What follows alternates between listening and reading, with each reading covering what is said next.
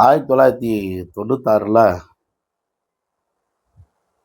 தமிழக மாநில காங்கிரஸ் திமுக கலைஞர் ஐயாவோட கூட்டணி போட்டு நடிகர் ரஜினிகாந்த் ஐயா பார்த்திங்கன்னா பரப்புரை செய்து 96 பார்த்திங்கன்னா அஇஅதிமுக செல்வி ஜெயலலிதா அம்மா அவங்களோட தத்து மகன் சுதாகரன் திருமணத்தை ஆடம்பர ஆட்சி ஆடம்பரம் கட்சிங்கிற இடத்துல ஊழல் அடிப்படையில் பிரச்சாரம் செய்து மிகப்பெரிய அளவில்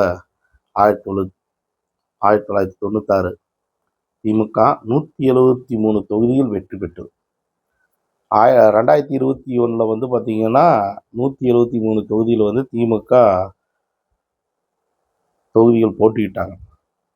அதே போல் தான் இப்போ 2026 165 173 தொகுதிகள் போட்டிடுவாங்க. கூட்டணி கட்சியோடு சேர்ந்து 202 தொகுதிகள் மேலே பார்த்திங்கன்னா வெற்றி வாய்ப்பு பெறுவாங்க.